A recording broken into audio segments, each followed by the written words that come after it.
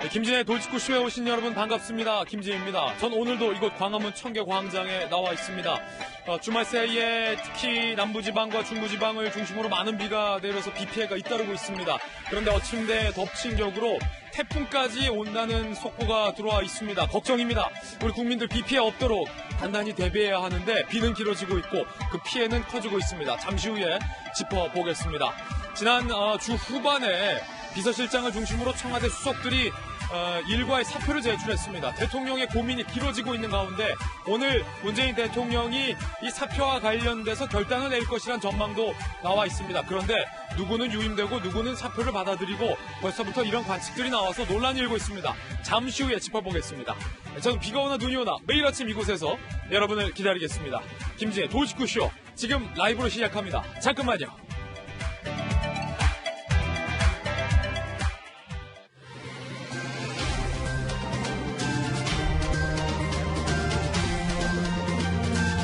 신문 읽어주는 남자입니다. 주말에 비가 많이 왔습니다. 그런데 우중에서도 부동산 정책에 항의하는 시위가 이번 주말에도 이어졌습니다. 집보다 집을 택했다며 사표를 낸 청와대 수석들을 비판하는 내용이 줄을 이뤘습니다. 잠시 후에 전해드립니다. 오늘 조간신문 함께 하시죠. 먼저 동아일보입니다. 16명 사망, 실종, 물폭탄 이어 태풍까지 온다. 곡성에서 산사태가 났습니다. 5명이 사망했습니다. 그리고 섬진강이 범람을 했습니다. 막고 있었던 제방도 무너졌습니다. 마을이 잠겼습니다. 47일째 비가 내리고 있고 전국에서 57명의 인명피해를 낳고 있습니다. 태풍 장미가 오늘 오후 대한민국 남해안에 상륙을 해서 걱정이 커지고 있습니다. 내일까지 최대 300mm가 더 쏟아질 수도 있다라는 예보도 나와 있습니다. 홍수의 범람의 산사태까지 사망, 실종, 재산 피해까지 경작했던 논과 경작지, 소와 집까지 모두 잃은 이재민들의 시름도 깊어지고 있습니다. 잠시 후에 짚어봅니다. 다음 신문입니다. 이번엔 중앙일보입니다. 오늘 중앙일보가 노영민 실장의 반포 아파트 정말 팔았냐 아니면 안 팔았냐 등기 명의는 그대로다라고 문제를 제기했습니다. 노 실장은 다주택 논란이 일면서 지난달에 바로 처분하겠다라고 밝힌 바 있습니다. 더군다나 서울집이 아니라 청주집을 먼저 팔기로 하면서 논란에 오른 바 있었는데 국토부 실거래 신고가 아직 안 된 상태다라고 중앙일보는 의혹을 제기했습니다. 중앙일보가 물어본 청와대 관계자는요. 매각했는지 여부는 확인해주기 어렵다라고 답을 해서 중앙일보는 안 판 거 아니냐라는 의혹을 제기했는데요. 조금 전 청와대가 이와 관련된 강력한 입장을 냈습니다. 노 실장이 이미 매매 계약을 체결했다는 겁니다. 그러면서 중앙일보가 최소한의 확인 절차도 안 거친 가짜 뉴스를 썼다라고 중앙일보를 이례적으로 비난했습니다. 이거 어떻게 된 걸까요? 중앙일보가 잘못한 걸까요? 청와대가 잘못한 걸까요? 잠시 후에 이야기 나눠보겠습니다. 다음 신문입니다. 이번엔 서울신문입니다. 둘이 탄 킥보드가 무법질주한다. 법을 어겨도 처벌 조항 없다라는 겁니다. 사진 한번 보실까요? 1인이 기준된 킥보드에 2명이 오르면 무리한 하중이 가해진다. 위험하다. 방향 조정도 안 되고 브레이크도 잘 안 된다. 안전사고가 우려되는데 이 불법인데 문제는 처벌할 수 있는 조항이 없다라는 얘기입니다. 다음 신문입니다. 이번엔 경향신문입니다. 코로나 확진 43일 만에 1,000만 명 늘었다. 10일 2천만 명 초과할 것으로 예상되고 있습니다. 첫 공식 보고된 뒤 223일 만입니다. 전체의 4분의 1은 미국에서 확진자가 발생했고요. 국가 대륙 간의 편중이 심각한 상황입니다. 러시아, 미국, 브라질, 인도, 남아공 등등이 현재는 심각한 상황입니다. 지금까지 신문 읽어주는 남자였습니다.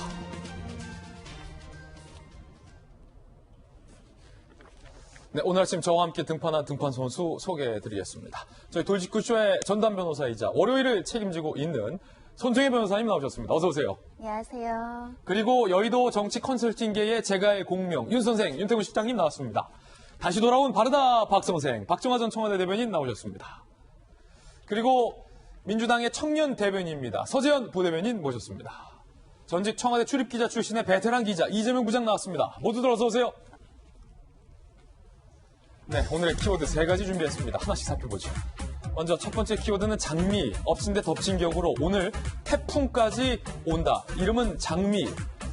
이름만 예쁘지 비 피해가 없어야 할 텐데 걱정입니다. 두 번째 키워드는 실장. 실장을 중심으로 수석들이 사표를 냈습니다. 사표 수리하는지 안 하는지 대통령은 침묵을 이어가고 있습니다. 오늘 결단할 가능성이 크다고 합니다. 세 번째 키워드는 탄핵. 조국 전 법무부 장관이 검찰을 비판하면서 검찰이 대통령의 탄핵까지 밑자락에 깐 건 아니냐라는 일종의 음모론을 제기했습니다. 그 근거는 빈약해서 논란입니다. 잠시 후에 상세하게 논의해 보겠습니다. 김재희 돌직구쇼 오늘 톱뉴스로 문을 엽니다.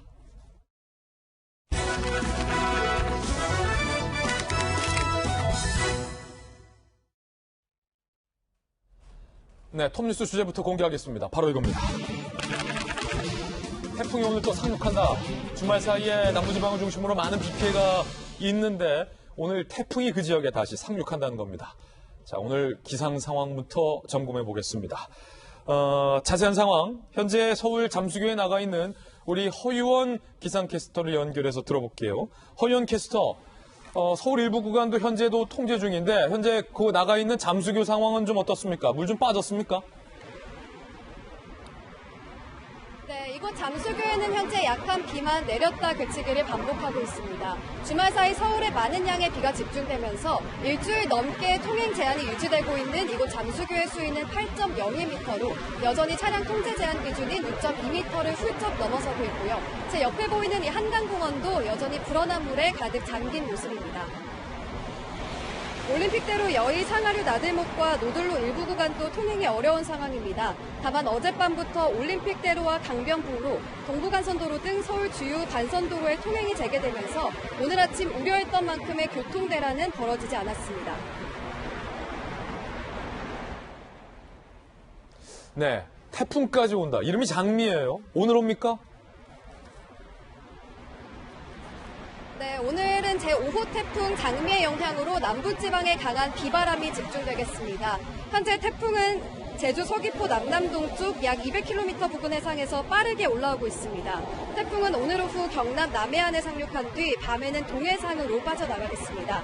이미 태풍의 영향권에 든 제주도 해상과 남해상에는 태풍주의보가 내려진 가운데 벌써부터 비바람이 거세지기 시작했고요. 오늘 오후 태풍이 경남 내륙을 관통하면서 호남과 영남, 충청과 강원 남부 지역까지 태풍특보도 점차 확대 강화될 전망입니다. 내일까지 충청 이남 지역에는 많게는 250mm 이상의 호우가 예상되고요. 서울 등 중북부 지역은 30에서 80mm, 강원 남부 많은 곳은 120mm의 비가 내리겠습니다. 여기에 바람도 비상입니다. 순간 최대 풍속이 시속 90km로 매우 강하게 불 걸로 예상되는 만큼 입간판이나 천막, 비닐하우스 등 야외 시설물 피해 없도록 미리 대비해 주시길 바랍니다. 장마전선의 영향을 받는 중부지방은 주 후반까지 비가 길게 이어지겠습니다. 더 이상 비로 인한 피해 없도록 미리 대비해 주시기 바랍니다. 지금까지 서울 잠수교에서 채널A 뉴스 허유원입니다. 특히 남부지방의 비 피해가 컸습니다. 섬진강을 막아주던 제방이 무너져서 한 마을이 침수되고 가축, 특히 소들도 둥둥 떠내려가는 피해까지 이어졌고 많은 분들이 실종되거나 사망하는 기록까지 나왔습니다. 오늘 태풍이 온다는 겁니다. 태풍 장미의 예상 경로도 저희가 그래서 준비해봤습니다. 함께 보시죠. 특히 태풍이 지나가는 지역을 중심으로 살고 계신 우리 시청자분들과 국민 여러분 단단히 준비하시기 바랍니다.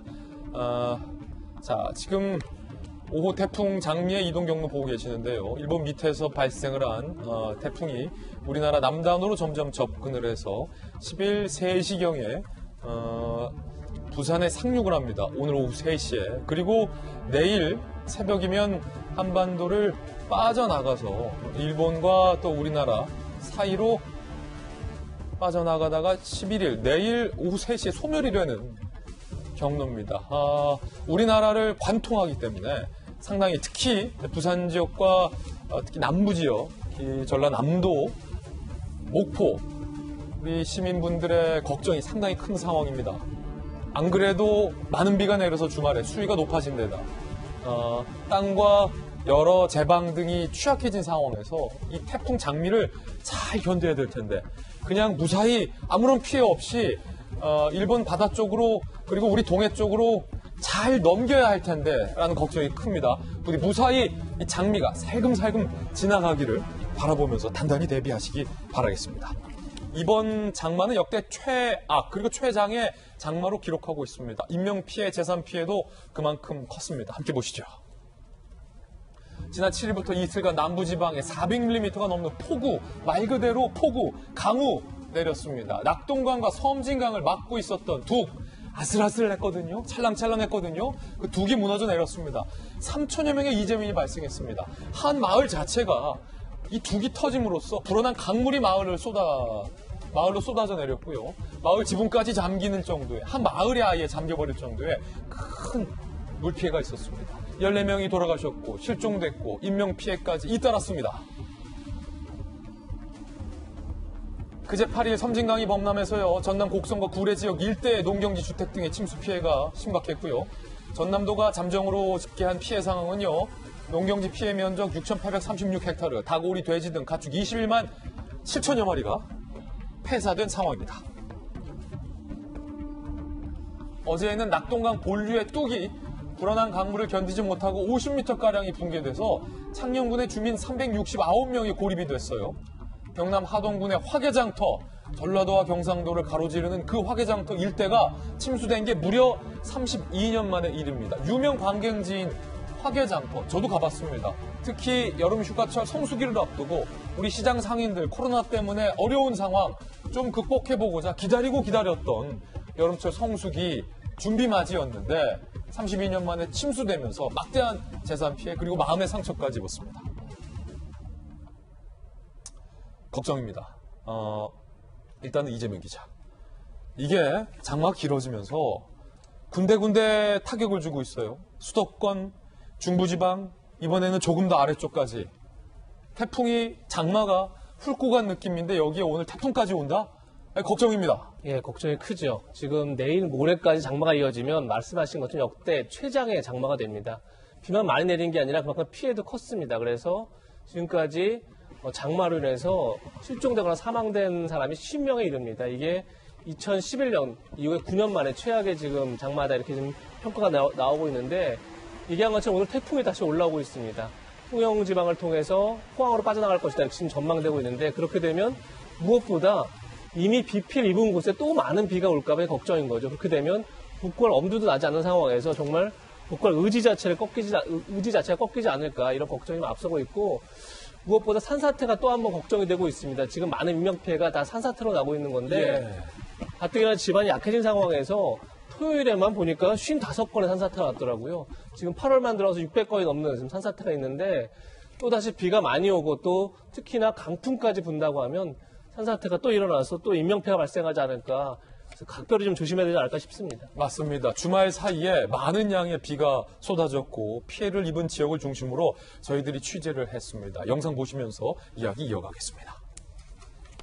자, 먼저 전남 광양시에 섬진강을 막고 있었던 제방이 붕괴된 모습입니다. 정말로 처참한 모습이에요. 종잇장 잘라지듯 이렇게 제방이 뚝 끊겼습니다. 주변 마을은 당연히 이렇게 침수가 됐고요. 섬진강 물이 쏟아져 내리면서 지붕만 동동 떠 있는 모습입니다. 안타깝습니다. 전남 구례도 마찬가지였습니다. 도시가 완전히 잠겼다. 보트를 타고 사람을 구조하는 모습 보고 있고요.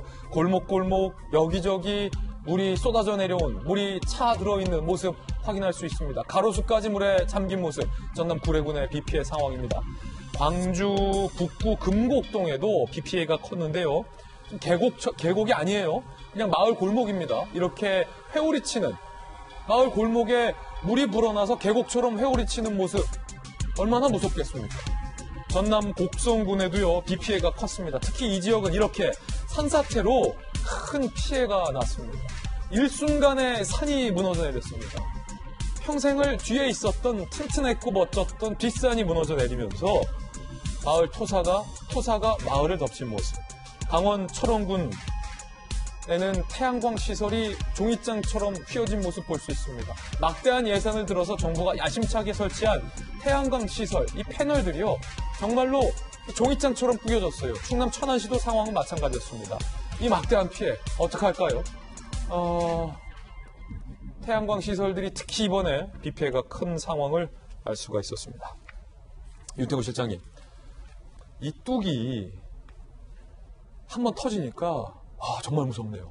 평소에는 참 듬직했고 튼튼하고 그 위에 사람도 지나다니고 차도 지나다녔던 정말 강한 뚝이었는데 그 섬진강을 지키던 뚝이. 이 옛날 속담에요. 예. 그런 말이 있어요. 한 달 가뭄은 견뎌도 3일 장마는 못 견딘다라는 맞아요. 말이 있거든요. 예. 여기 가뭄도 힘든데 장마는 쓸어가지 않습니까? 또 둑이라는 건 물을 막았다가 그게 이제 넘어가는 거니까 지금 뭐 몇십 년 만에 강수량, 뭐 강우량 이런 식의 이야기가 나오니까 예. 우리가 평소에 감당하기 힘든 수준. 그리고 보통 이런 대비를 할 때는 막 어느 정도의 수위, 이 정도까지는 올 것이다라는 정도로 대비를 하는 거지 무작정 이렇게 높여놓는 건 아니지 않습니까? 맞습니다. 그러니까 그 수준을 지금 넘쳐버린 거니까 지금 이게 뭐 비가 좀 그쳐야지 이 뒷감당을 좀 하든지 수습을 하든지 할 건데 비가 그치는 게 첫 번째지 뭐라고 손도 못 대는 상황이네요. 지금 이 화면이 윤태곤 실장님 섬진강 뚝이 무너진 화면 맞죠?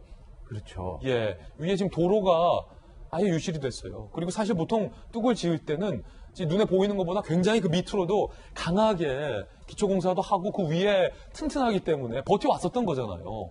그러니까요. 예, 지금 뭐 큰 위에 이제 댐 같은 것은 물을 방류하지 않습니까? 예. 댐은 무너지면 큰일 나는 거니까 방류를 하는데 그 물을 방류하고 비가 오고 하는 것들이 모두 이제 하류에 있는 뚝, 뭐 지천 같은 데로 부담으로 오는 건데 지금 들어오는 물하고 빠져나가는 물하고의 이게 감당이 안 되는, 들어오는 만큼은 빠져나가야 되는데 그게 감당을 못 하고 있으니까 비 그치는 수밖에는 뭐라고 할 말이 없네요. 뚝이 터졌다.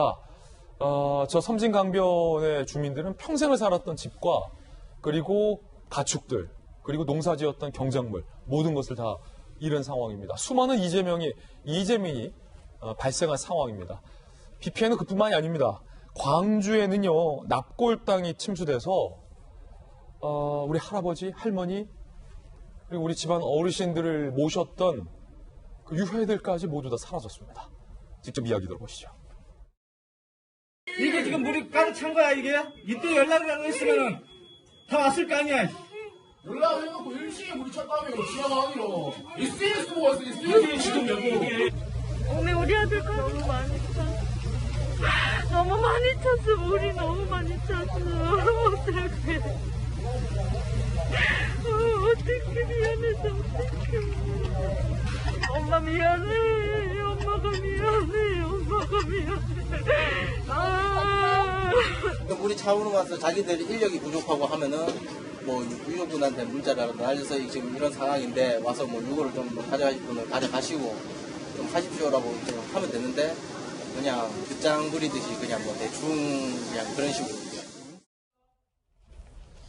가슴이 아픕니다. 서재현 부대변인. 특히 아들을 잃은 엄마가 참 이 아들의 유골함에 물이 가득 차서 참 이 자식을 먼저 보낸다는 아픔이 실로 얼마나 클지가 가늠조차 안 될 정도의 아픔일 텐데 이 사설 납골 땅에 안치된 유골함이 1,800여 개인데 그중에 상당수가 이처럼 물에 잠겼다.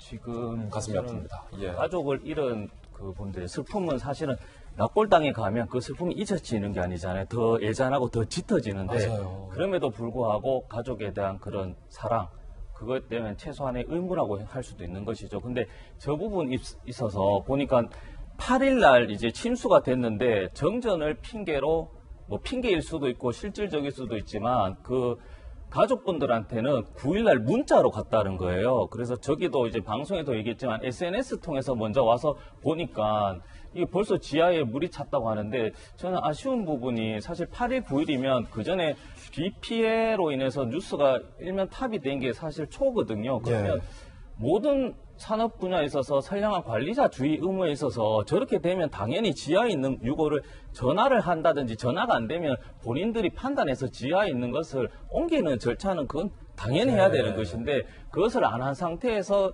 어떤 당연히 저런 그 원성은 들을 만하고 더 나아가서는 저게 실질적으로 어떤 부분에서 잘못이 있는지 책임자도 추궁해야 된다고 보는 것이죠. 사실. 예, 특히 박정화 대변인 그 엄마의 탄식과 엄마의 울음 조금 전에 우리가 봤잖아요. 아유, 아까 그 소리 들으니까 막 가슴이 막 멍해지고 예. 하는데요. 저게 사실은 어떻게 됐냐면은 16살짜리 아들인데 교통사고로 몇 해 전에 잘못됐어요. 예. 그래가지고는 그 아들을 엄마하고 아버지가 운전 그 납골 땅에 이렇게 유골을 해서 놨는데 그게 저렇게 된 거예요. 그러니까 저 얘기를 듣고 지금 보시는 것처럼 이제 유골하면서 물이 막 흘러내리는 거 봤잖아요. 그 엄마, 아버지, 그 부모 마음이 얼마나 할까 뭐 그런 생각이 참 아유 뭐라고 설명을 못 하겠네요. 그리고 엄마가 지금 물에 젖은 유골을 계속 하염없이 그러니까 그러면서 쓸어내려고. 우리 아들 어떻게 하려는데 그 심정이 오죽이나 하겠습니까? 지금 뭐 좀 전에 뭐 미리 연락을 줬네 안 줬네 사실은 뭐 아유 저기 지금 보는 게 저거예요. 그러니까 그 16살짜리 그 아들을 그 교통사고로 잃었는데 그래서 그나마라도 좀 납골 땅에서 뽀송뽀송하게 좀 편하게 있었으면 하는 마음을 갖고 있었을 텐데 저걸 저렇게 물에 잠겨가지고 정리를 해야 되는 상황이 저 엄마 아버지 마음이 참 오죽하겠습니까? 예. 우리가 과거에 보면은 사실은 왜 꿈꾸면서 우리 부모님들 그런 얘기 하시잖아요. 이게 그 묘자리 잘 모셔놨는데 그 꿈에 안 좋아서 갔더니 뭐 수맥이 흘렀다 뭐 이런 얘기인데 사실은 우리 전통적인 이 관념상 이 물이 흐르고 뭐 이러는 거 안 하고 좀 유골이나 유골함이 좀 뽀송뽀송하게 있는 그런 걸 좋아하는데 저런 상태 됐으니 오죽하겠습니까? 1800기나 되는 유골함이 저렇게 침수가 될 상황까지 갔으니 하여튼 누구를 탓하겠습니까만은 저 마음이야 어떻게 헤아리겠어요. 참 답답하고 안타깝고 부모한테는 효도를 못한 것 같고 자식한테는 정말 저렇게 말로 표현할 수 없는 아픔을 겪고 있는 그런 상황입니다. 하여튼 무섭습니다. 수마라는 게. 예. 대한민국 국민 모두가 슬픈 상황. 대한민국 국민 모두가 안타까운 상황. 그런데 이번 장마 피해 중에 무서운 것 중에 하나가 바로 산사태입니다. 전국이 산사태의 위기입니다. 산사태 위기경보 심각 처음으로 전국 발령이 됐습니다. 이달 들어 어제까지 전국에 667건의 산사태가 발생을 했습니다.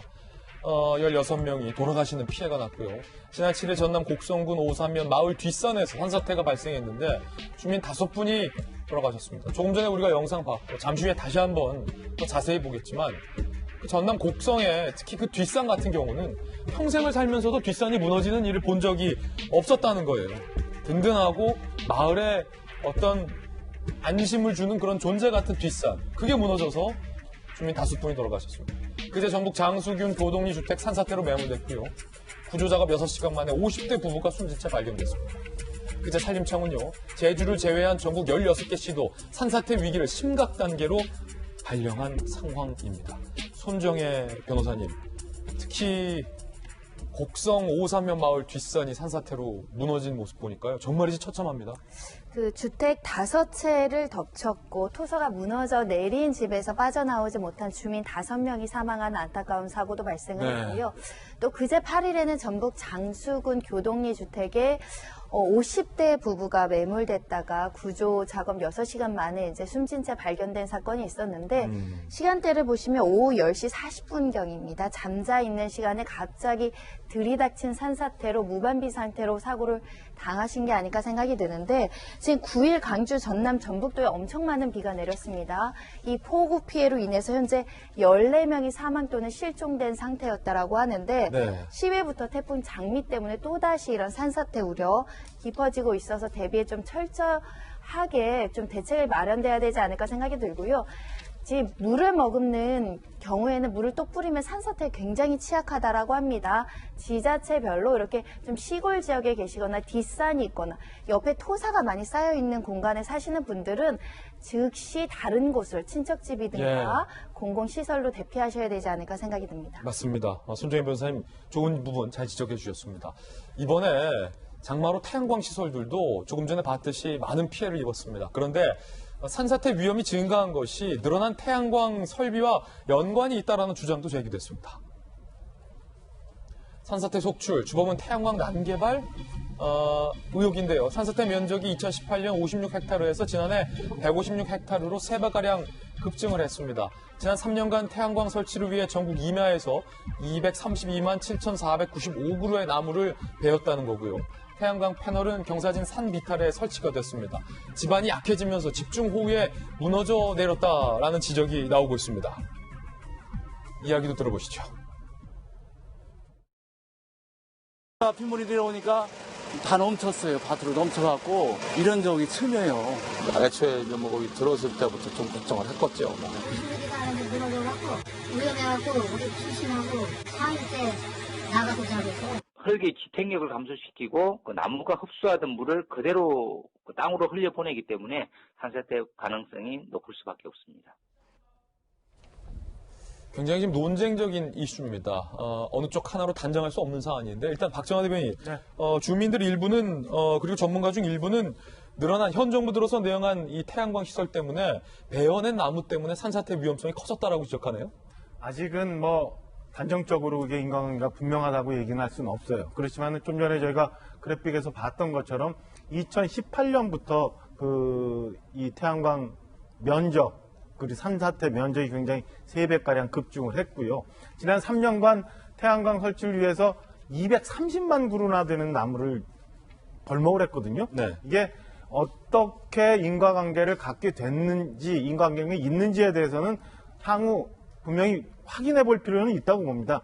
그 과거 우리가 이제 산에 나무를 심을 때 좀 전에도 우리 전문가 얘기했지만, 교수님 얘기했지만, 나무 뿌리가 땅을 이렇게 꽉 잡고 있으니까 이렇게 산사태가 안 나고, 그래서 국토가 안전하다, 뭐 이런 얘기 공부하면서 나무 심었었잖아요. 그런 거 보면서 사실은 나무가 벌채되고 여기가 민둥산이 돼버리면 물을 담을 수 없기 때문에 산사태가 날 수 있다라고 생각을 할 수 있으니까 지금 오늘 우리 요번 장마에 산사태가 된 곳 아니더라도 좀 더 확인해서 다른 곳에는 혹시 이런 물난리 때 태양광 패널로, 태양광 시설로 인해서 산사태나 혹은 수해가 또 넘쳐나는 건 아닌가 한번 산림청이나 국토부에서 점검해 볼 필요 있다고 생각을 하고요. 저는 그 과거부터 이렇게 논란이 많았을 때 이런 논란 사실은 여러 언론에서 지적했거든요. 전문가들이 지적을 했는데 그렇게 환경 생각했던 환경단체들은 왜 이 건에 대해서는 여태 아무 말 안 하고 있었는지 답답합니다. 만약에라도 이게 관련이 있고 이것 때문에 산사태가 지금 많이 발생하고 있다고 한다면 이거 역시 저는 인재라고 할 수 있지 않을까라는 생각이 들고요. 또 하나 이제 답답한 거는 사실은 지금 봤지만은 저거 산림청 관할이고요. 그 밑에 가면 또 국토부 관할이고요. 또 지자체 또 관련돼 있어요. 장마 오는 거 다 알았었고요. 물피해 있는 거 다 알았었는데 여태 그냥 뭐 했냐. 부동산 대책 만들라고 여태 저러고 있었던 것 아닌가라는 생각이 저는 개인적으로 확 들어서 화가 더 치밀더라고요. 그렇다면 그 많은 행정력 다 그 부동산 대책 만들라고 이 물피해 더 좀 막을 수 있었는데 못 막았었던 거 아니냐. 이런 면에서 이것도 인재. 그렇다면 우리 행정력, 그 다음에 이 태양광 혹시 미칠 수 있었던 이런 상황 다시는 더 일어나지 않도록 이번 장마가 좀 지나고 나서라도 한번 점검해 봐야 되는 게 정부 부처가 해야 될 일 아닌가라는 생각입니다. 예, 서재현 부대변인 이에 대한 반론도 만만치 않죠? 네, 개인적으로는 사실은 이제 태양광 시설에 대한 점검은 필요하지만 산사태의 주된 요인은 저는 당연히 아니다. 예, 그거는 데이터로 증명되는 것이 저도 한번 확인해 보니까 태양광 이 시설이 전체적으로 한 12,000개 되는데 산사태가 12건이잖아요.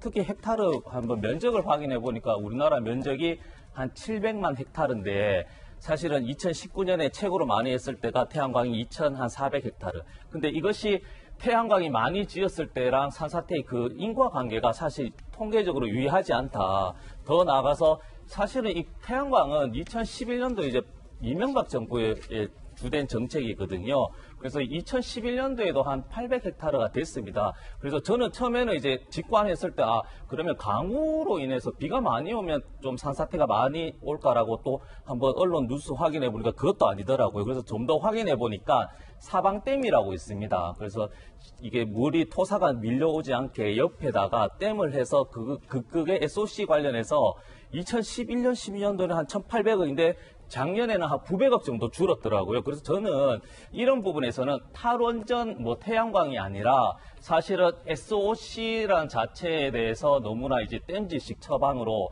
비가 오는 날 산사태가 많으면 그런 사방댐 같은 SOC 재정이 많이 늘어나고 이런 땜질식 정부 정책이 비난의 대상인 것이지 태양광은 절대는 아니지만 주된 요인은 아니다라는 것이죠. 예. 앞서 보셨던 것처럼 이 섬진강을 막은 뚝이 무너지면서 전남 구례군에서 소들이 축사를 탈출한 소떼가 도로로 나와서 해발 531m 높이에 위치한 사찰까지 소들이 줄지어서 스스로 피신하는 장면도 포착이 됐습니다. 너무나 신기한 일입니다.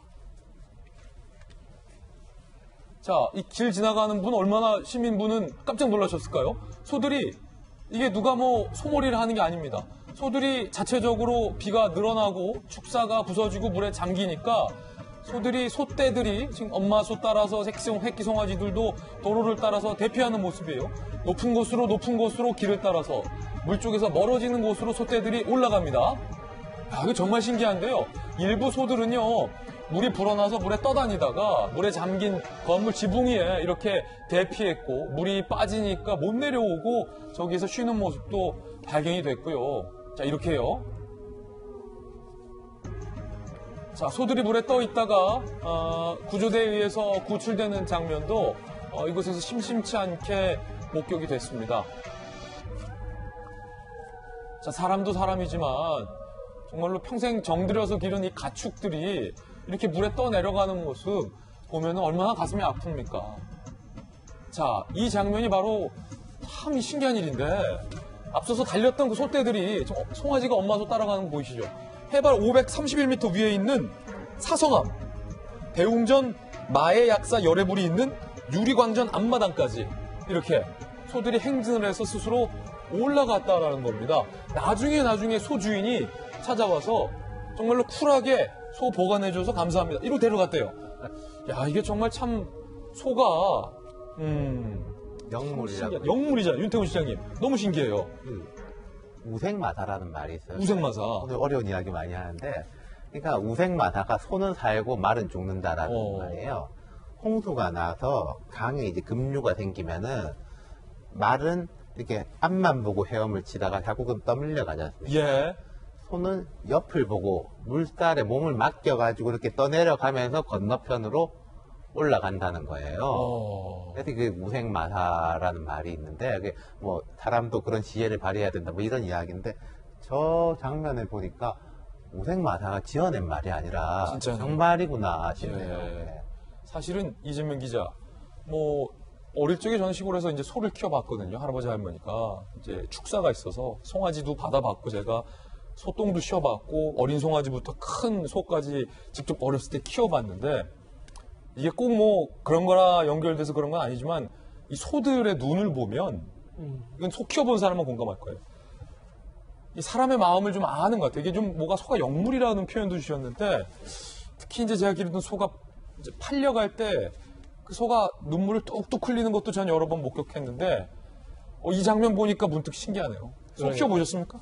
제가 직접 키워본 적은 없죠. 없고요. 근데 예. 뭐 원앙소리라는 다큐멘터리, 유명한 다큐멘터리가 있었죠. 거기 예. 보면 소가 눈물도 흘리고 굉장히 인간과 교감을 하는 그런 그래요, 맞아요. 모습이 실제예요. 잘 담겨 있었었는데 사실 저도 저 장면을 보면서 굉장히 깜짝 놀랐습니다. 예. 그러니까 산사태가 나면 항상 산 위는 아래로가 아니라 옆으로 도망가야 된다고 하는 게 전문가들 조언입니다. 옆으로 가야 된다는 게. 근데 소들이 어떻게 알고 하여튼 산사태를 잘 피해서 사찰까지 올라갔다는 게 정말 뭐 신기하고. 아니 거기에 사찰이 있다 뭐 이런 걸 소들이 어떻게 알았겠어요? 이 길로 가면 자체를 알지 못했겠죠. 다만 이제 올라가다 보니까 사찰이 발견된 거고 사찰 지역이 가장 안전하다고 느꼈겠죠. 예. 그래서 실제 뭐 안전하게 다시 주인에게 돌아갔으니까 누구보다 현명하게 대처한 게 아닌가 이런 생각이 들고 어쨌든 지금 산사태 위험이 전국적으로 지금 가장 큰 우려가 되는 상황이죠. 심각 단계까지 왔기 때문에 예. 하여튼 산사태에 대해서 산사태에 미리 대비돼야 되지만 산사태가 났을 때 잘 대피하는 그 요령도 미리 숙지해야 되지 않을까 싶습니다. 예. 참 신기한 일입니다. 그런가 하면 이 와중에 물이 불어난 한강공원에서 낚시를 즐기는 강태공들이 나타나서 눈살을 찌푸리고 있습니다. 꼭 거기 가서 낚싯대 던져야만 직성이 풀리십니까? 이 와중 한강공원에 나타난 강태공들 뭘 얼마나 잡으시겠다고 이러십니까? 위험해서 드리는 말씀이에요. 걱정돼서 하는 말이에요. 어제 서울 곳곳 집중호우로 집안 무너지고 나무 뽑히는 등 사고 났죠? 일부 낚시객들은요 출입이 통제된 한강공원에 출입해서 사고 우려가 커지고 있습니다. 꼭 주변에 이러시는 분들 계세요. 이때야 던지면 나와. 그 뭐 얼마나 잡아서 뭐 하시려고. 서울시 관계자 한강공원 진출입로 전면 통제하고 안내방송 수출하고 있음에도 고행자 낚시객들이 꼭 나타나고 있다. 공원 복구 작업 어렵다. 방문 좀 하지 마라. 자제를 호소하고 있습니다. 사진 한번 보시죠. 지난 6일 김포 한강공원에서 자, 지금 물이 불어났습니다. 파라솔까지 딱 치고요. 낚시를 즐기고 계신 우리 시민분. 아, 위험합니다. 저러다가 물살 불어나서 휩쓸리면 뭐 누구 탓하실 겁니까? 정말로 위험해요. 얼마나 잡으셨습니까? 많이 잡으셨습니까? 주변에 자랑 좀 하셨습니까? 낚싯대 보세요. 몇 개입니까? 걱정됩니다. 이거 나뿐만 아니라 주변에도 피해 줄 수 있는 거예요. 사실 박정환 대변인, 뭐 저도 낚시 좋아합니다만 지금 취미생활 즐길 때가 아니잖아요. 저게 해가 지금 보시는 것처럼 해가 조금 저 개인 것 같기도 하고 좀 나은 것 같기도 하지만 아까 우리 섬진강 뚝 무너져갖고 물 부른 거 봤죠? 예. 그게 어떻게 되냐면 순식간에 물이 부른다는 거예요. 강물이라는 게. 저기도 맞아요. 지금 한강이 괜찮아 보이는 것, 저 날이 개서 뭐 안 불어날 것 같지만 순식간에 팔당에서 물 조금만 더 나오면은 순식간에 불거든요. 그럼 그 다음에 물에 갇히고 난 다음에 또 도와달라고 할 거 아니에요. 이 상황에. 그러니까 제발 좀 이럴 때는 그 서로 간에 지켜야 될 거 좀 지키고 차라리 저런 기운 있으실 때 우리 동네 주변에 혹시 막힌 하수가 없는지 이런 거 한번 챙겨보시는 게 더 좋지 않나. 아주 중요한 시민의식이 필요할 때다. 이런 말씀 그냥 드립니다. 예, 좋은 말씀 잘 주셨습니다. 걱정돼서 드리는 말씀이에요. 낚시 좋아하시면 꼭 참으십시오. 지금 낚시 갈 때 아닙니다. 자, 이번에 저희가 준비한 두 번째 이슈입니다. 노영민 비서실장 등 청와대 주요 수석들이 일괄 사표를 낸 가운데 대통령이 이 사표를 처리할지 말지 장고가 길어지고 있습니다. 그 가운데 오늘 대통령이 결정을 내릴 확률이 매우 큰 분위기가 있다고 합니다. 그런데 누구는 유임되고 누구는 사표가 수리되고 하는 설들도 난무하고 있는 상황입니다. 일단 누구누구 사표 냈고 후임에는 누가 벌써 거론되는지 함께 살펴보시죠. 지난 7일 최근 상황에 책임지겠다라는 뭔가 조금 뭐랄까요, 좀 포괄적인 설명?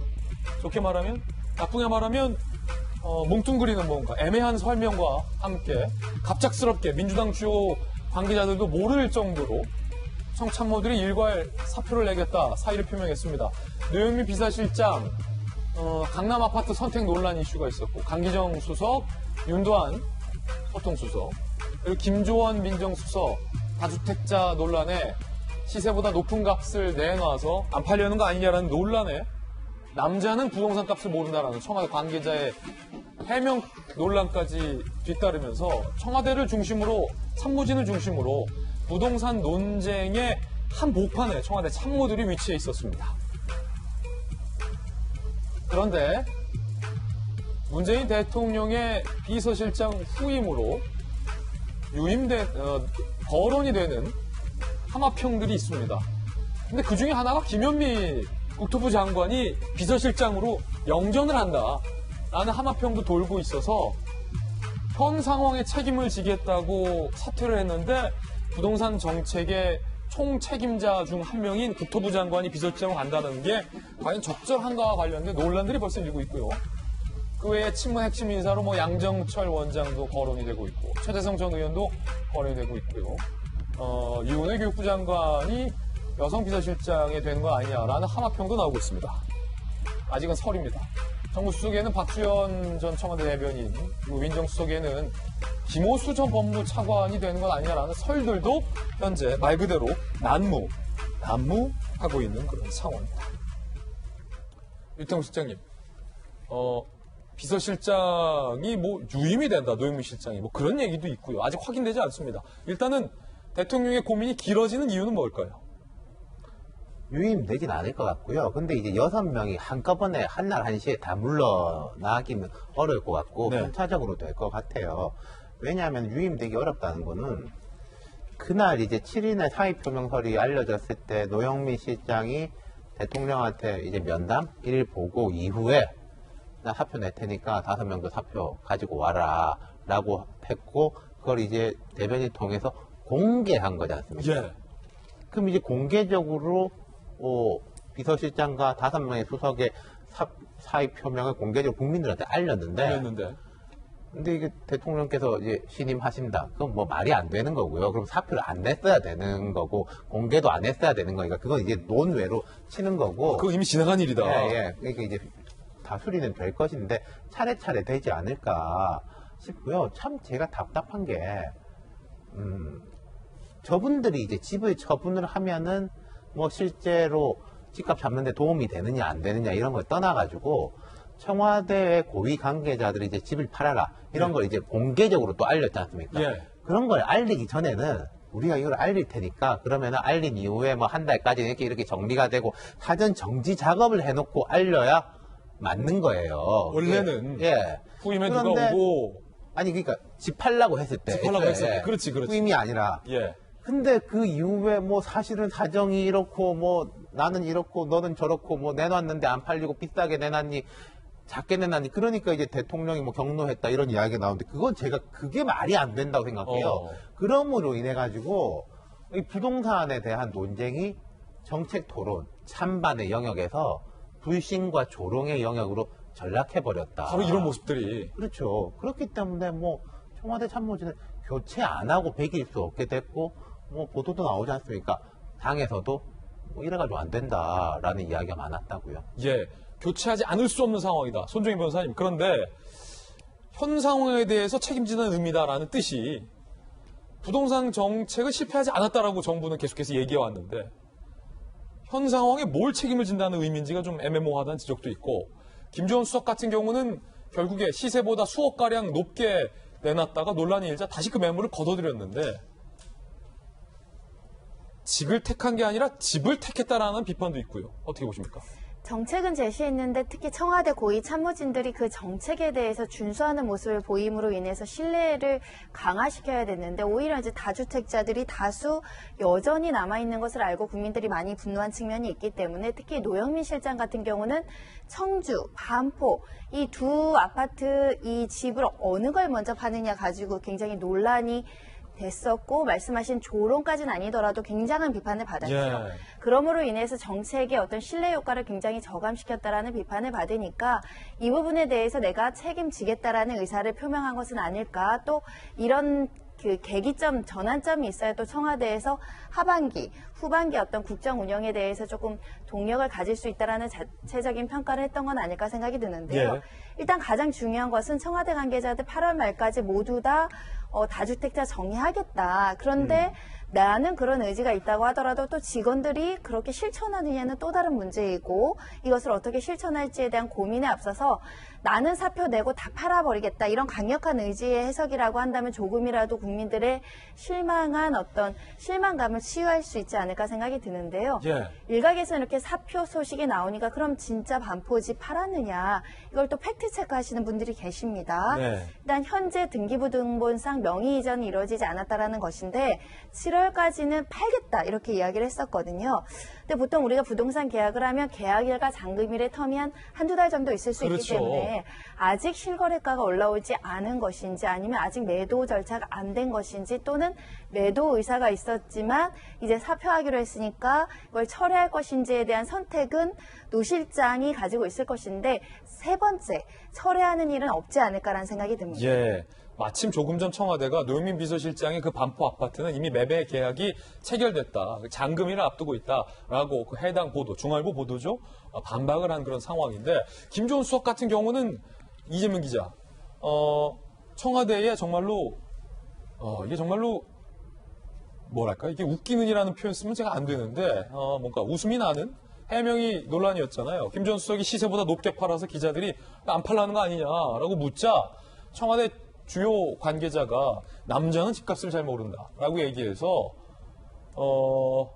이 남자가 뭐냐라는 논란도 일었었고 결국 직을 내려놓고 집을 팔지 안 팔지는 우리가 모르게 됐군요, 국민들이.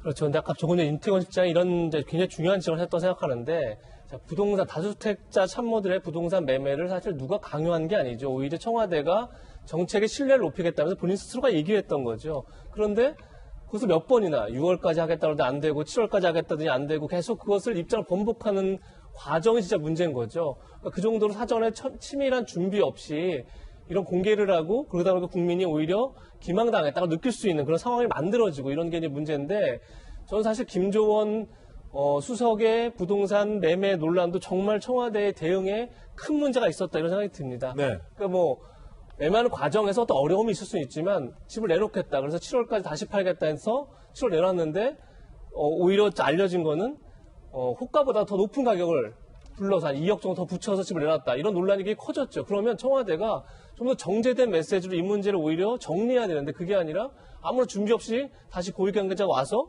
남자도 잘 모른다. 이런 황당한 이제 해명을 하면서 오히려 논란을 더 키운 거죠. 그런 점에서 이제 노영민 비서실장과 그 비서진들이 수석들이 이 문제를 책임지게 되는 상황까지 몰린 건데 그놈들 어떻게 보면 청와대의 문제 해결 능력 또는 문제를 파악한 능력 자체가 굉장히 지금 큰 문제를 낳고 있다. 그 자체가 문제다. 이런 상황이기 때문에 결국은 책임지는 그런 상황까지 몰리게 된 그 상황에 있어서 김정은 수석의 어떤 아파트 매매 논란과 그걸 대응하는 과정 속에서 결국은 문제를 일으켰다 이렇게 볼 수밖에 없는 상황인 거죠. 그렇군요. 야당을 중심으로 비서실장과 수석들의 사표에 대해서 비판적인 목소리가 나왔습니다. 들어보시죠. 결국 집이 아닌 집을 택했습니다. 몇 명 교체하는 것으로 불리한 국면을 넘어가려 하지 마십시오. 고통받는 국민 앞에 물타기 인사는 안 됩니다. 물타기 인사다. 야당은 이렇게 반발했습니다. 진중권 교수 등은 과연 뭐라고 얘기했을까요? 직 대신 집을 택했다. 청와대 참모 비판 보물. 진중권 교수는 공직은 짧고 집값은 길다. 김경률 경제민주주의 21 대표는 그렇게 억울해서 김 수석은 고가의 허위 매물로 집을 올렸냐라고 되물었고요. 황교안 미래통합당 부대변인, 국민에겐 직에 책임지는 모습이 아니라 집에 집착하는 모습으로 비친다. 다른 공직자들에겐 버티면 된다는 인식을 심어줬다. 김근식 경남대 교수는 난파선 탈출과 조기 레임덕의 느낌적 느낌이다라고 주장을 한 그런 상황입니다. 박정아 대변인, 집 안 팔겠다고 나간 거 아니냐, 뭐 이런 비판들이에요? 국민들한테 당연히 이렇게 보여질 수밖에 없어요. 저도 뭐 5년 동안 청와대 근무를 해봤는데 지금 상황이 이렇게 녹록해 보이지가 않습니다. 이례적으로 실장을 비롯해서 주요 수석들이 저렇게 집단 사표를 낸다는 게 이게 무슨 뭐 물타기 용인지 아니면 뭐 대통령의 이 권위마저도 무너뜨리려고 집단 사표를 낸 건지 해석은 둘째치더라도 청와대 가보면 사실은 한 2m 정도요. 담 그 정도밖에 안 돼 있고 다 뚫려 있어요. 안에 딱 보여요. 근데 왜 그 담을 사이에 두고 그 안쪽 생각과 바깥 생각이 대대로 이렇게 다른지 잘 모르겠어요. 대대로 다릅니까? 그 안에다 채널A 뉴스 보거든요. 동아일보 다 배달돼서 보는데 왜 그 안에만 들어가면 이렇게 밖에 있는 국민들을 생각하고 다른지 잘 모르겠어요. 저는요.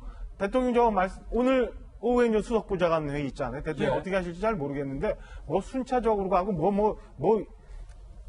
저는 대통령이 정말 권위를 세우고 정말 이 건에 대해서 해치고 나가겠다고 생각하시면 저 사람들 다 경질해야 돼요. 수석하고 장관 또 제가 해보니까 또 의미가 틀려요. 수석은 대통령을 지근거리에서 모시면서 대통령으로부터 자리를 임명받아갖고 대통령 모시는 자리 아니에요.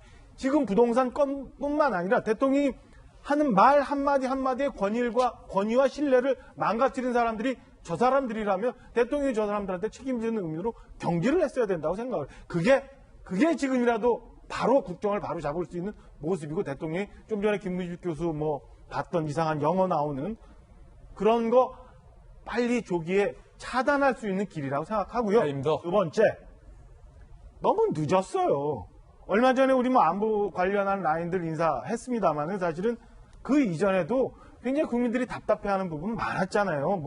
국회 막 나가는 거 부동산뿐만 아니라 다른 것 좀 미리 좀 정리를 좀 했었으면 인사를 통해서 내가 생각하는 국정은 이게 아니다. 나는 국민들 정말 존중하면서 국민들과 함께 나라를 대한민국을 이끌어가고 싶은 마음이다라고 생각을 하고 계시다면은 진작 좀 했어야 된다라는 생각이 듭니다. 이참에 저는 대통령이 좀 강력한 대응 같은 거 좀 있었으면 하는 바람이고 그래야 지금 힘든 국민들 그나마 좀 편안해지고 저기 지금 우리 보았던 노영민 실장이나 김주원 민정수석이나 다 나서서 얘기할 자격 없는 사람들이라고 감히 말씀드립니다.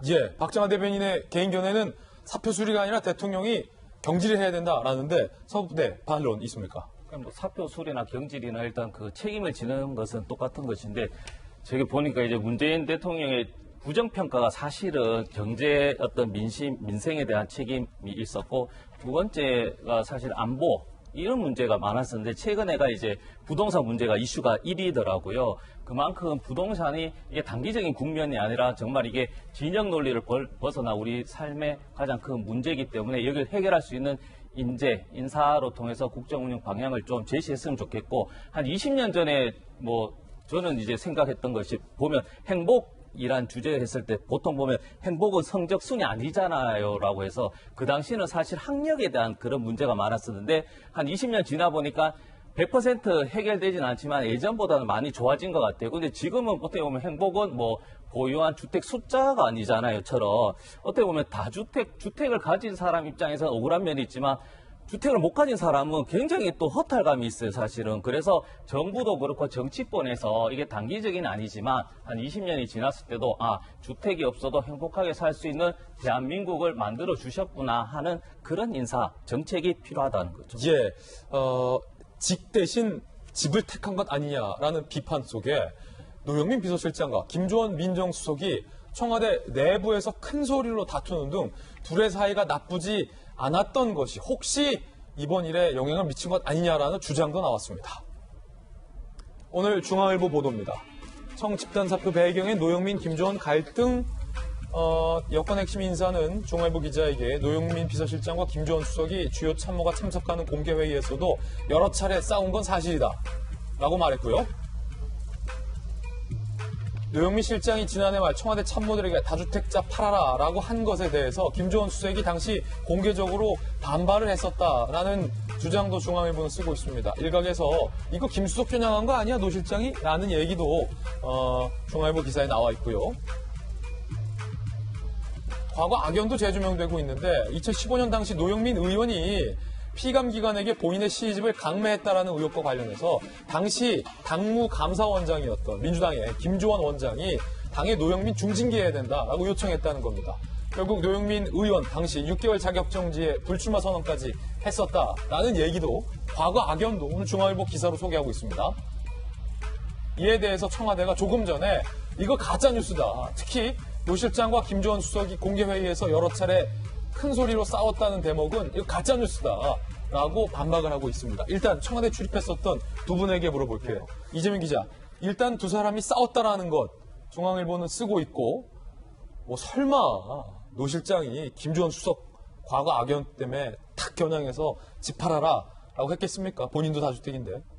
그렇죠. 근데 어쨌든 두 사람이 동갑이죠. 1957년생 동갑이기 때문에 뭐 또 관계가 되게 애매할 수는 있지만 누가 보더라도 공개석상에서 비서실장과 수석이 언성을 높여 싸웠다는 건 좀 이해하기는 납득하기 좀 쉽지 않은 문제죠. 다만 이제 김 수석 입장에서는 약간 뭐 사석에서 억울함을 표현할 수 있겠죠. 근데 지난해 12월에 주문을 잘 보면 비서실장이 제안했던 건 다주택 참모들에게 다 팔라는 게 아니었습니다. 사실 수도권, 특히나 투기 지역에 있는 집을 팔라는 거였습니다. 그렇게 따지면 다른 참모들보다 김조원 수석이 강남에만 집이 두 채이기 때문에 굉장히 해당 사항이 가장 높은 거죠. 뭐 다른 이제 다주택자들이 대부분 다 세종에 있다거나 뭐 부산에 있거나 집이 이렇기 때문에 어떻게 보면 다른 누구보다 김조원 수석이 가장 타깃화된, 그러니까 김조원 수석을 겨냥해서 했을 법한 얘기가 될 수는 있습니다. 김 수석 입장에서는 그렇게 느낄 수 있죠. 그걸 뭐 사석에서 뭐 본인이 억울하다게 토로할 수 있을지 몰라도 공개석상에서 나왔다. 이건 약간 좀 제가 볼 때도 좀 이해하기 쉽지 않고 그런 점에서 이제 청와대들이 가짜 뉴스다 이렇게 딱 선을 그은 것 같은데 그럼에도 불구하고 5년 전에 악연까지 지금 다시 소환되는 이유는 분명히 있어 보입니다. 그러니까 김조원 노영민 실장 자체가 다주택자들에게 특히 이제 수도권 다주택자들 그 얘기를 했지만 김조원 수석이 따르지 않았죠. 어쨌든 6개월간의 시한이 있었지만 전혀 이제 움직이지 않았다 이런 게 있었고 그래서 어떻게 보면 노영민 실장이 본인 해당 사람이 없음에도 불구하고 왜냐하면 청주집은 수도권에 있는 게 아니니까 그럼에도 불구하고 본인이 먼저 집을 내놨죠. 물론 그 과정에서 처음엔 청주가 아니라 반포다 이렇게 얘기 나오는 바람에 이제 그 다시 뒤집혔죠. 청주집을 팔았다게 나오면서 뭐 똘똘한 한 채 논란을 오히려 본인이 가져왔지만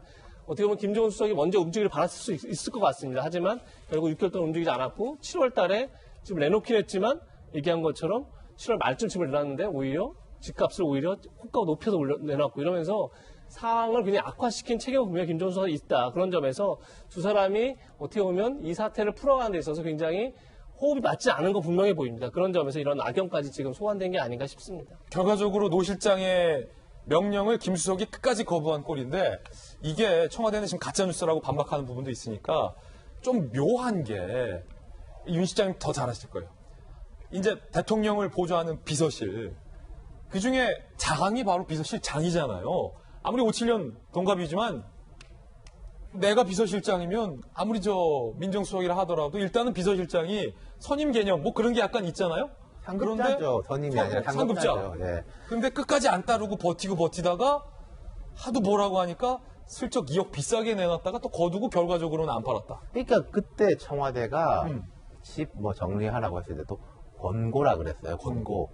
이게 우리가 그런 공식적인 기관에서 말이 권고면 권고가 아닌데 또 이렇게 뻗대는 사람은 권고라며 뭐 명령했냐 언제 이럴 수도 있는데 두 사람의 관계 묘한 게 제가 좀 설명을 드릴게요. 참여정부 청와대 출입을 해서 좀 아는데 김조원 수석은 이제 노영민 실장이 상급자죠. 한데 김조원 수석은 감사원 출신으로 참여정부 때 공직기강 비서관을 지냈습니다. 감사원에서 넘어와가지고 그때 민정수석이 문재인 수석이었어요. 그렇군요. 그래서 이제 그때부터 가깝고 노영민 실장은 문 대통령 아주 가까워가지고 임종석 실장이 될 때부터 다음 실장은 노영민이다 이런 이야기 파다했지만은 문재인 대통령이 정치권에 다시 들어오면서부터 관계가 급속도로 가까워진 사람이고 사실은 그 인연이라든지 이런 거는 김조원 수석하고 더 오래됐다. 그게 뭐 가족 간의 이런 뭐 모임도 했다. 그 김조원 수석 같은 경우에 정치권 밖으로 떠나 있었는데 아까 당무감사원장을 한 것도 문 대통령이 민주당 대표가 됐을 때 믿을 수 있고 감사원 출신인 당신이 당무감사원장을 맡아주시오. 사실 당무감사원장이라는 자리가 손에 피 묻히는 자리고 별로 사람들이 그렇게 좋아하고 원하는 자리는 아니에요, 당에서. 근데 그것도 맡았으니까 뭔가 문 대통령은 이제 김 수석에 대한 부채의식 같은 게 있었을 것도 같고. 사적으로 친분도 깊고. 그래서 이제 민정수석으로 이제 다시 민정수석이라는 자리도 그렇지 않습니까? 힘쓰는 자리긴 하지만은 제 생각에 김조원 수석이 저 자리를 꼭 원했을까? 굳이? 싶기는 해요. 정치를 계속 할 뿐도 아니고. 그런 과정이니까 나는 뭐 남 눈치 볼 거 별로 없다라는 것과 이건 뭐 제가 이제 머릿속에 생각인지 모르겠습니다. 노영민 실장은 비서실장으로서의 조직의 기관과 이런 거 잡으려고 했을 것이고 그런 사이에 이제 뭐 감정적인 미묘한 신경전, 알력 같은 것이 저런 이제 뭐 말싸움을 했다 이런 걸로까지 비춰진 게 아닌가. 두 사람 사이가 그렇게 매끄럽지 않다는 이야기는 저도 많이 들었거든요. 윤태원 실장님 말씀 마침 그렇게 주시니까 이제 두 가지 딱 말씀드리면 재밌는 게 저는 김조원 수석이 어제 뉴스 어디 보니까 이미 저 수석들이 있는 단톡방에서도 나오고 어제 출근도 안 했다 뭐 이런 보도가 있더라고요. 근데 민정수석이란 자리에 대해서는 이재명 부장이 지난주에 굉장히 뭐 설명을 잘해 주셨어요. 뭐 해야 되는 자리인지. 근데 본인이 먼저 저렇게 중요한 직책을 맡고 있으면서 뭐 내가 뭐 싫다고 안 나온다? 나 이게 과연 본인이 그 민정수석이라는 자리를 맡고 있을 만한 책임감이 있는 건지에 대해서 의문을 가질 수밖에 없어요. 뭐 집을 비싸게 내놓고 또 국민들을 기망하고 뭐 이런 거 있었는데 좀 전에 말씀하신 것처럼 만약에 정말 기분이 나빠서 안 나왔다. 지금 더더욱 그런 거 아닌가라는 생각이 들고요. 지금 강윤석 대변인 그러다 보니까 오늘 아침 마치 이제 두 가지 강하게 좀 해명을 했는데 우리 윤통희 실장님하고 저하고 같이 청와대 있을 때 제가 이렇게 말기쯤에 이제 청와대 대변인 출중한장 하다 맡은데 저런 거 굉장히 많이 해야 돼요. 뭐 온갖 이 보도에 대해서 해명하고 가짜뉴스라고 하는데 그리고 나서 뒤에 가서 어떻게 하냐면 사실 조사하거든요. 조사하면 많은 부분이 다시 다 사실로 확인이 됐어요. 그때는. 그거는 이제 단정할 수 없고 그때 청와대, 박정화 청와대 얘기다. 그래서 이제 가짜뉴스다 아니다 해명하고 딱 가서 조사 딱 해보면 아니 땐 굴뚝에 연기가 안 나더라고. 뭔가 근거가 있더라고요. 그때는 그랬어요. 그래서 정말 글쎄라는 생각도 저는 개인적으로 좀 들었네요. 김조원 수석 출근 여부도 좀 아직 확인이 안 돼서 단정적으로 말씀드릴 수는 없다는 단서 말씀드립니다. 주말 사이에 있었던 부동산 집회 현장 모습 보시고 그 다음 주제로 이어가겠습니다.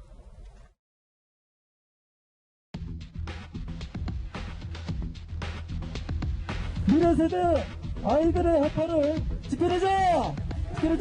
지켜내자! 도대체 누구를 위한 개발이냐? 그린벨트의 아파트가 웬 말이냐? 대일농지 반드시 지켜내자! 부동산 안정을 지킨다며 정책을 남발하는 나라! 그러나 그 정책이 결국 집값을 폭등시키고 전 국민을 투기꾼으로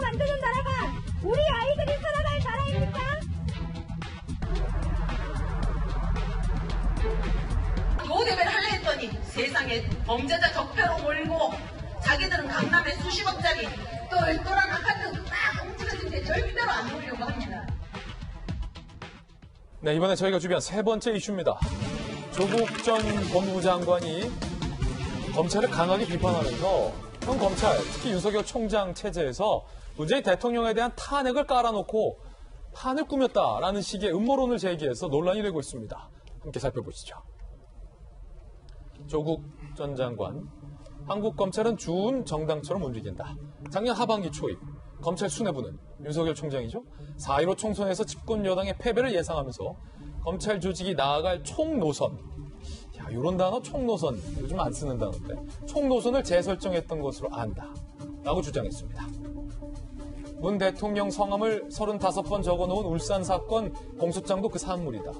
집권 여당의 총선 패배 후 대통령 탄핵을 위한 밑자락을 깐 것이다 라고 조국 전 장관이 주장을 하고 나섰습니다.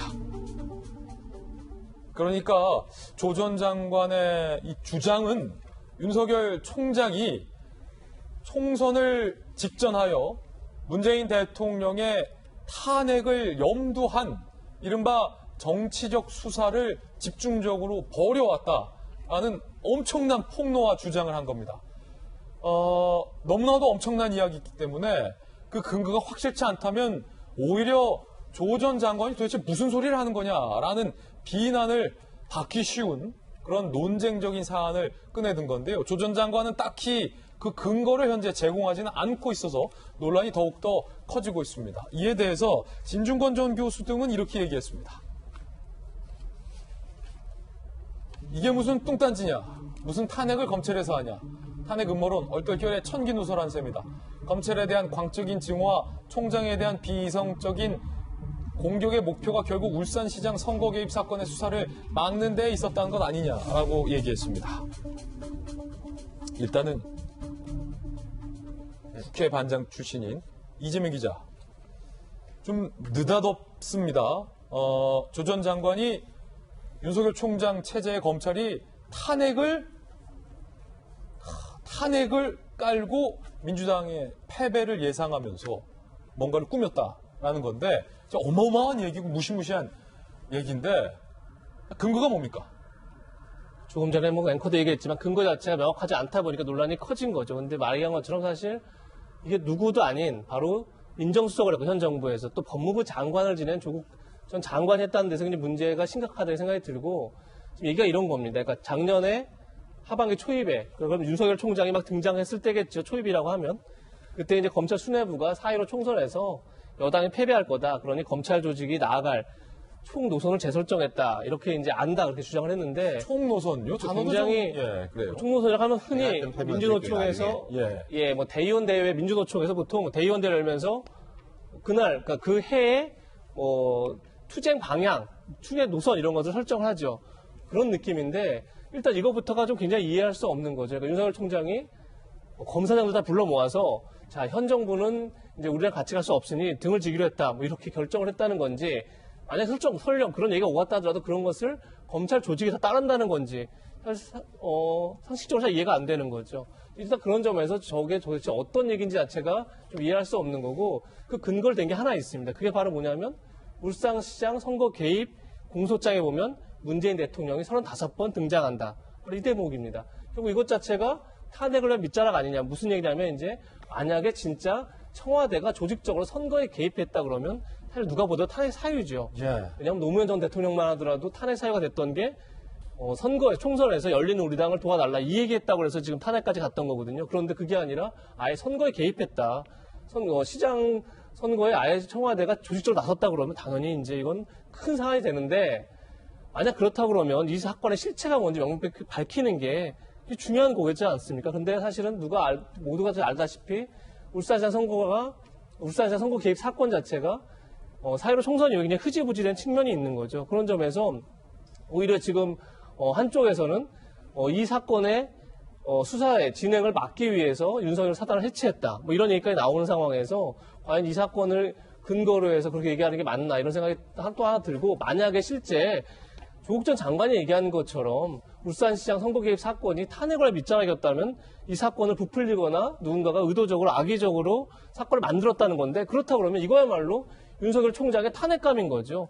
그렇다 그러면 더더욱 여권에서 이 사건을 밝혀야 되지 않나 이런 생각이 드는 거고, 또 하나는 탄핵을 위한 밑자락이라는 표현까지 썼는데, 아시다시피 노무현 전 대통령 이후 탄핵은 굉장히 정치권에서 민감한 사안이고 역풍에 대한 우려가 굉장히 큰 사안입니다. 그래서 실제 최순실 국정농단 사건이 났을 때도 문재인 대통령이나 여당에서 먼저 탄핵을 꺼내지 않았습니다. 그 정도로 탄핵이 민감한 사안인데 그것을 검찰 내지 그리고 야당에서 특히나 그 당시에 숫자도 많지 않은 야당에서 그 얘기를 기획했다는 건데, 과연 이것이 어떤 현실성이 있을지 굉장히 의문이고, 아까 얘기했지만 이 얘기 자체를 현 정부의 검찰을 정책을 주도했던 민정수석과 법무부 장관이 했다는 점에서 전 그게 굉장히 큰 논란이고 문제가 아닐까 싶습니다. 윤태호 시장님, 좀 설명 좀 해주세요. 두 가지를 지적하고 싶은데요. 지금 그러니까 조국 전 장관이 검찰이 이제 탄핵을 총노선으로 정했다. 그러고 그 연장선에서 울산 선거 수사를 이제 과하게 했다라고 인식하고 있는 거지 않습니까? 뭐 탄핵 준비 그건 제가 모르겠고, 조국 전 장관이 그렇게 인식하고 있다라는 게 중요한 거죠. 그럼 그게 조국 전 장관뿐만 아니라 조국 전 장관 뭐 가깝게 이제 공유하는 분들의 범여권의 이제 인사들의 그런 인식, 그때부터 그럼 울산 사건, 이거 검찰이 수사하는 거는 대통령에 대해 가지고 뭐 칼을 들이대는 거고 나아가서 탄핵의 시도다라고 인식을 했다라면 그 이후에 뭐 검찰 인사의 문제라든지 그런 게 이해가 되는 면이 있는 거죠. 만약에 조 전 장관의 주장이 성립하려면 탄핵이라는 것은 그 결정은 국회가 해야 하는 일이므로 지난 총선을 지금의 야당이 압도적으로 이겨야만 탄핵 논의를 굉장히 꺼낼 수 있을지 말지인데, 그것을 검찰에서 총노선으로 결정했다라는 게 뭔가를 많이 좀 건너뛴 듯한 그런 느낌이다라는 게 지금 두 분 지적이에요. 그러니까 과잉 해석을 했다라는 비판은 있을 수 있어 보입니다. 하지만 언론적으로 어찌됐든 우리가 과거의 고위공직자들이나 대통령이 탄핵이 되려면 실제로 형사재판에서 기소가 돼서 유죄가 이루어져야 되기 때문에 초반에 위법 사실을 확인할 수 있는 권한이 있는 자는 검찰이 맞습니다. 수사를 통해서 위법 행위나 정치 선거 개입 행위가 인정이 돼야 탄핵 사유로 거론될 수 있고, 그래야 이제 정치권에서 탄핵이 되냐 마느냐 소추 발의 이런 여러 가지 의견이 나올 수 있기 때문에 언론적으로는 틀린 말은 아니지만 말씀하신 것처럼 그 당시에 조 전 장관이 굉장히 검찰에 불신했다라는 것을 읽을 수 있는 부분이고요. 그러면 지금 조 전 장관이 왜 이런 과잉 해석이고 과잉 의견이라는 비판을 받으면서까지 이 글을 썼느냐에 집중해 볼 필요가 있습니다. 얼마 전에 검찰 고위직에 대한 인사가 단행이 됐죠. 여전히 조 전 장관은 본인 재판뿐만 아니라 지금의 검찰은 개혁돼야 된다. 권한을 분산해야 된다. 일부 정치 검사들은 이렇게 행동할 수 있다는 것을 공공연하게 SNS를 통해서 밝히면서 지지자들에게 우리 한국 검찰이 아직도 개혁에는 나아갈 길이 많다. 개혁 작업을 완수해야 된다는 메시지를 던지고 지지 세력을 결집하려는 의도가 깔려 있다는 생각이 들고요.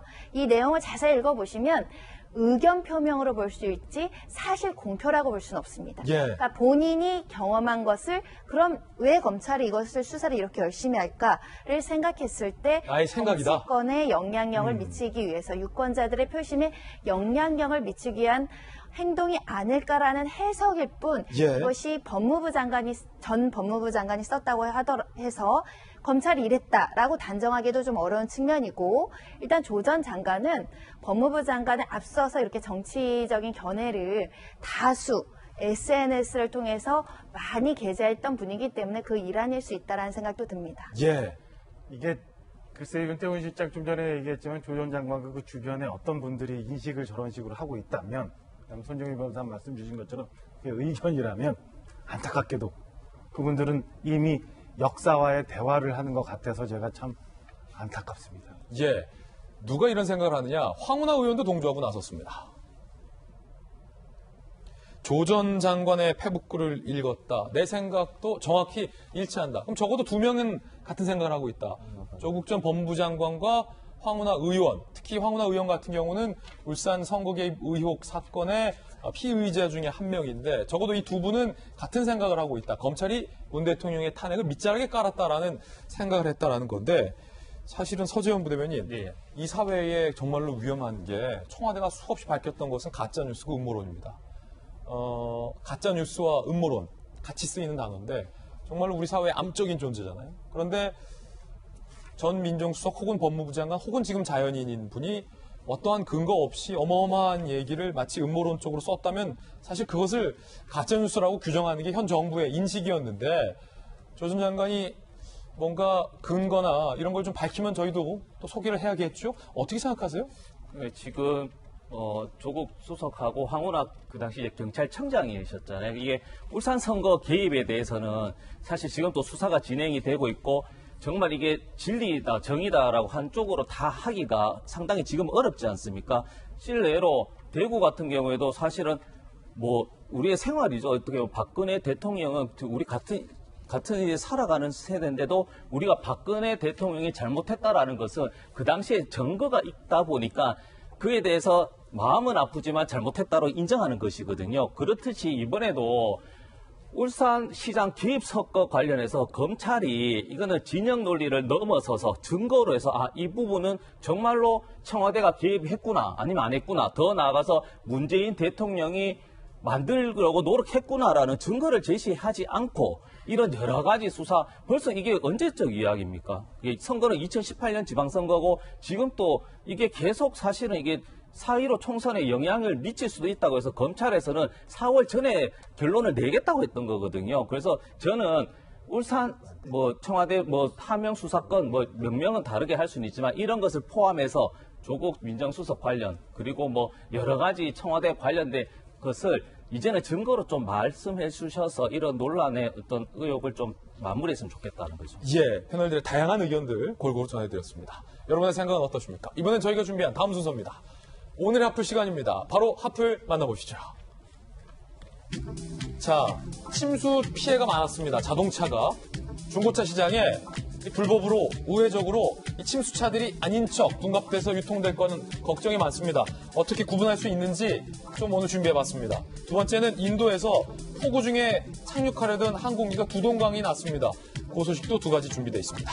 먼저 차량이 침수된 비 피해 모습 영상 이번 장마로 준비했습니다. 함께 보시죠.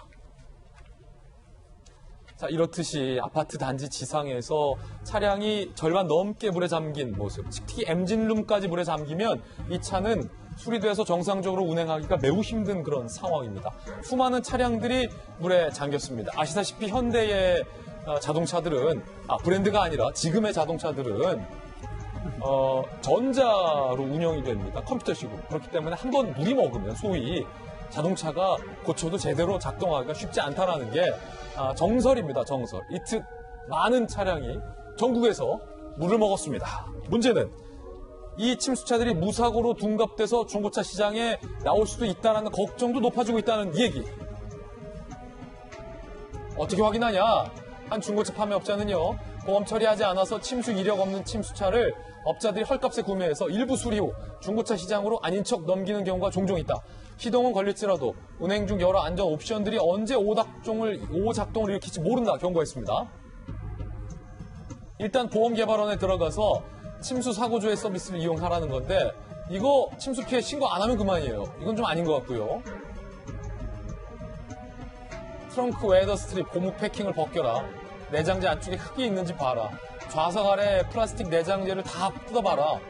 물때나 흙이 있는지 확인해봐라. 시운전 시에 비정상적인 엔진 소음이 있는지 들어봐라. 중고매물 거래 시 침수 차량 확인 시 100% 환불이라는 특약 사항 계약서를 명기해야 한다라는 얘기도 있습니다. 정비업체 대표 이야기도 한번 들어보시죠. 바닥 매트 같은 경우는 다 가려져 있는데 이렇게 잡아당겨 보시면은 안에가 이제 흙탕물 같은 게 있는지 없는지 확연하게 보이실 수가 있어요. 그런 것 안에 탈거가 좀 어려운 부분들이 있어요. 물이 차거나 하게 되면 여기가 흙탕물 정도 내지는 이렇게 선이 이렇게 그어져 보이거든. 보면은 이게 물찬 위치라든지. 근데 물이라는 건 차게 되면 여기가 다 표시가 나게끔 되어 있거든요. 이게요. 참 근데 이게 손정혜 변호사님 중고차 사러 가서 일단 문짝부터 뜯어봅시다. 이럴 수도 없고 당신 그거 살 거야 이렇게 나오니까 어려운 일이에요. 워낙 침수된 차량이 많기 때문에 그 중고차를 구입하시려는 분들 중에서는 불신이 많이 생길 수밖에 없는 상황이고요. 2017년 기준만으로도 4,260건 정도의 침수 차량이 발생했다라고 한다면 올해는 엄청 많이 나올 수 있다 이렇게 보셔야 될 것 같아서 혹여라도 중고차 구입 계획이 있으신 분들은 저렇게 꼼꼼하게 확인하는 절차가 반드시 필요하고요. 더군다나 침수된 차량이라고 해서 나중에 알았다라고 해서 계약이 완전히 취소된다? X, 세모입니다. 그렇군요. 취소된다고 하더라도 또 기능에 문제가 없을 수 있는 여지가 있기 때문에 말씀드린 것처럼 침수 차량이 확인 시 100% 계약 취소하고 환불받을 수 있다라는 특약을 기재하라는 것이고요. 이럴 때는 꼼꼼하게 보실 수밖에 없습니다. 그리고 이렇게 침수 차량 때문에 속상하신 분들 많은데 보험 들 때 자기 차량 그 손에 담보 드시면은 다 보상을 받는데 우리나라 분들 중에 한 70%만 가입되고 30% 이 보험을 안 드신다는 거예요. 그렇군요. 30% 분들도 앞으로 기후 변화에 따라서 이렇게 집중호, 자연재해 많이 발생하다 보니까 그래도 보험 특약 정도는 들어놔야 되시지 않을까 생각이 듭니다. 사실 그 옵션 하나 특약하는데 얼마 안 하거든요. 근데 만약에 내 차가 침수됐을 때 온전히 내가 부담해야 된다라고 한다면 굉장히 속상하죠. 맞아요. 그런 분들이 꼭 또 속여서 팔려는 경향도 있을 수도 있어서 보험은 필수입니다. 맞습니다. 자, 두 번째 악플입니다. 인도에서 안타까운 일이 발생했습니다. 자, 폭우 중에 착륙을 하려던 항공기가 이렇게 두 동강이 난 사고입니다. 많은 인명피해가 잇따랐고요. 이 에어 인디아나 익스프레스 소속 B737 특별기인데 폭우 속에 착륙을 시도하다가 활주로 바깥 비탈길이 미끄러지면서 방호벽을 들이받아서 두 동강이 난 겁니다. 탑승자 190명 중 18명이 사망했고 100명 이상이 부상을 당했습니다. 현지의 목소리도 한번 들어보시죠. രണ്ട് ശബ്ദം കേട്ടിട്ടാണ് നാട്ടുകാരൊക്കെ ഓടി വന്നത്. അപ്പാണ് പിന്നെ പോലീസിന്റെ ശബ്ദവും കാര്യങ്ങളൊക്കെ കേട്ട് എല്ലാവരും ഓടി എത്തിയപ്പോഴേക്കും ഇവിടെ സീന് കുറച്ച് പ്രശ്നമായിരുന്നു. അനക്കണ്ടേ തലച്ചോറ് പൊട്ടീന് ഇവിടെ മൊത്തം പൊട്ടി തല ഈ ഭാഗം മൊത്തം ചെറിയ കുട്ടി 1.5 വയസ്സായിരുന്നു. പക്ഷെ അതിന് കാറിൽ കൊണ്ട് ആംബുലൻസിലാണെങ്കിൽ അത് ഒരുവിധമൊക്കെ രക്ഷപ്പെട്ടീന്. അത് തട്ടി പടിയിലൊക്കെ ഉണ്ട്. പക്ഷെ എനിക്ക് ഞാൻ ഒറ്റക്കൊള്ളി, ഞാനൊരു ഡ്രൈവർ മാത്രം. 야, 윤태호 실장님, 이 폭우 속에 몇 번 착륙 시도를 했다가 결국에 이런 사고가 났는데 특히 뒷좌석보다 앞좌석에 앉은 승객의 피해가 더 컸다라는 분석도 나왔어요. 이게 쭉 착륙을 하다가 앞이 이렇게 꺾어진 거겠죠. 두 동강이 나면서. 비행기가 보통 이 착륙할 때 제일 위험하다고 하는데 저 뉴스를 보면은 저건 착륙이라기보다 뭐라고 할까요? 이게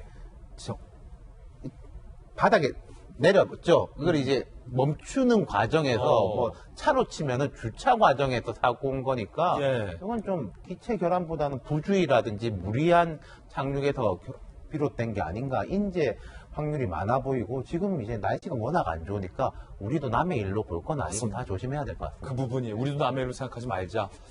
자, 장마도 온다고 하니까 더욱 각별히 타산지석 삼아야겠습니다. 60초 광고 후에 돌아오겠습니다. 잠시 후에 뵙죠.